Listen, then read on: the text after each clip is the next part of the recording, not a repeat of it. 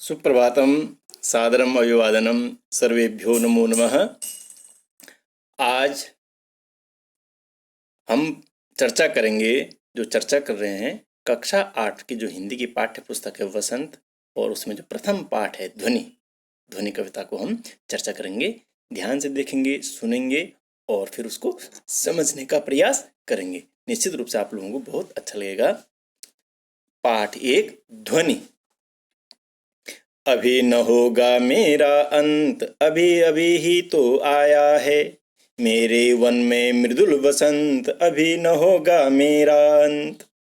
हरे हरे ये पात, डालियां कलियां कोमल गात, मैं ही अपना स्वप्न मृदुल कर फेरूंगा निद्रित कलियों पर।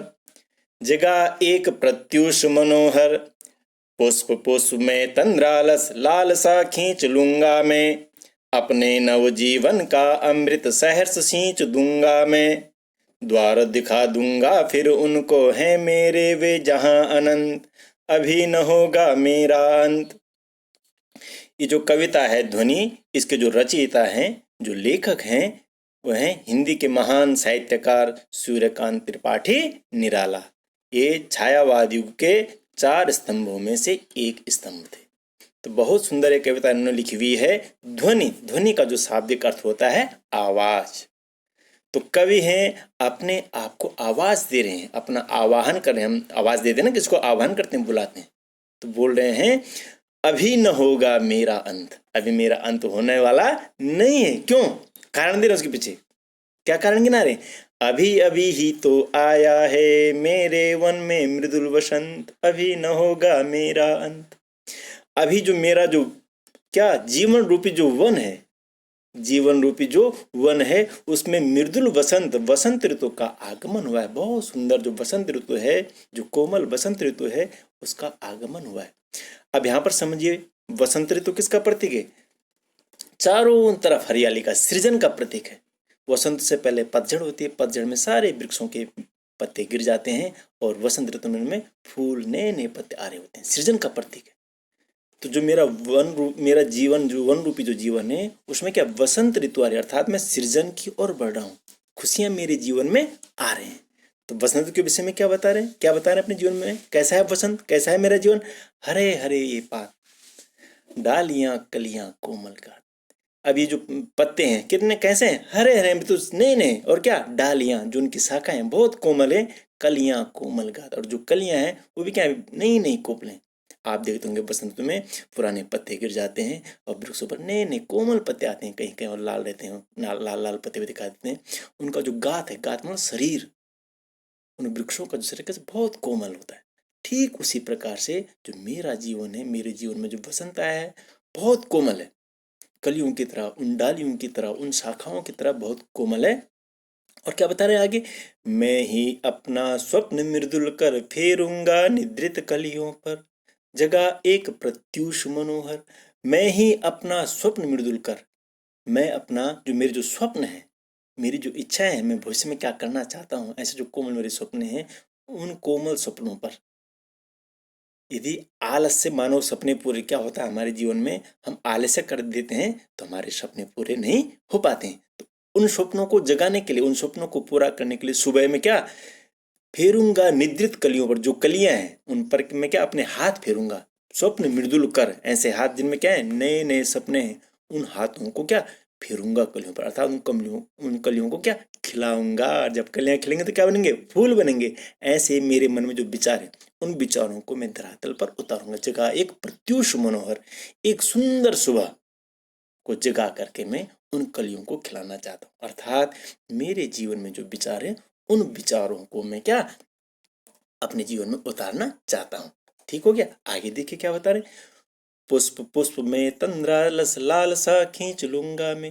यहाँ पर पुष्प, पुष्प मतलब प्रत्येक पुष्प में एक पक्ष, एक जो तंद्रालस है, जो आलस्य है, जो एक मतलब काम के प्रति जो रुचि नहीं है, उसको बोलते तंद्रालस। और लालसा जो इच्छा है, हम क्या करते हैं, हमारे मन में तमाम लालसाएं आते हैं, उनसे हम क्या अपने जो मुख्य लक्ष्य उनसे भटक जाते हैं। तो ठीक उसी प्रकार पुष्प पुष्प में तंद्रालस, लालसा खींच लूंगा मैं।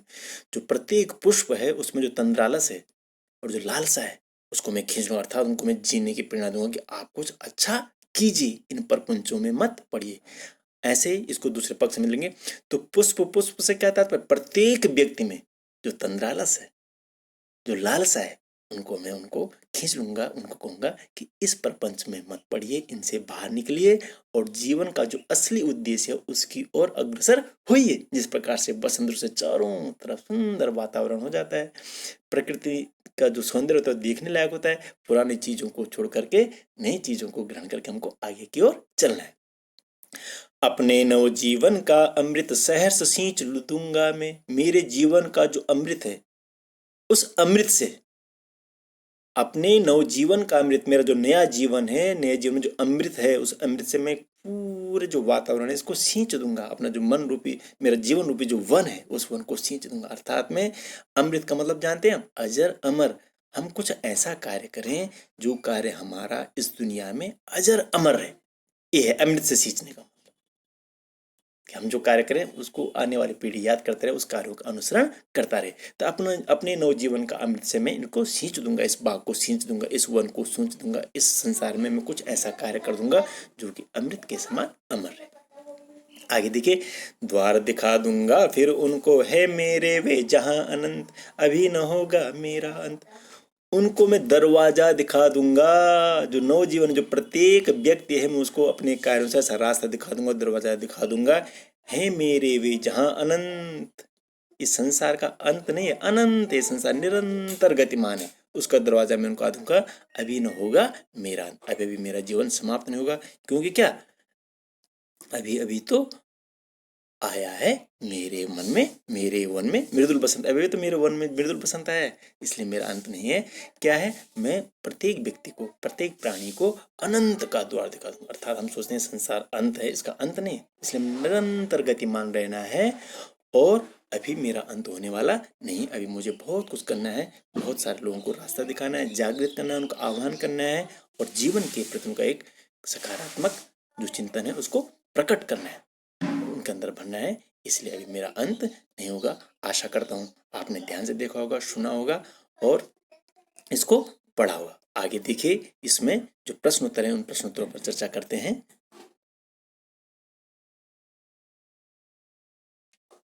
देखो, कविता से क्या है,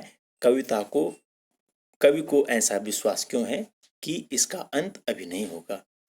तो कवि को ऐसा विश्वास इसलिए है कि उसका अंत अभी नहीं होगा, क्योंकि वो अभी तो आया है, उसकी जो जिम्मेदारी, उसकी जो अपनी इच्छाएं काम करने की वो पूरी नहीं हुई, उनको पूरा करके ही उसका अंत होगा, ऐसा कवि का अपना विश्वास है। फूलों को अनंत तक विकसित करने के लिए कवि कौन कौन सा प्रयास करता है। फूलों को अनंत तक विकसित करने के लिए कवि क्या प्रयास करता है, उनकी जो निंद्रा है, उनका जो आलस है, उनका जो तंद्रालस है, उसको बाहर खींच लेगा, उनको प्रत्युष मनोर एक सुनहरी सुबह के विषय में उनको बताएगा और जो कलियां उन कलियों को खिलाएगा। प्रश्न संख्या 3, कवि पुष्पों की तंद्रा और आलस से दूर हटाने के लिए क्या करना चाहता है। कवि पुष्पों की तंद्रा और आलस से दूर हटाने के लिए उन पर क्या, जो उनका मृदुल स्वप्न रूपी जो हाथ है, उन हाथों को फेरना चाहता है, अर्थात उसको मृदुल स्वप्न उनको दिखाना चाहता है, आगे के जीवन के विषय में उनको बताना चाहता है। बहुत बहुत धन्यवाद।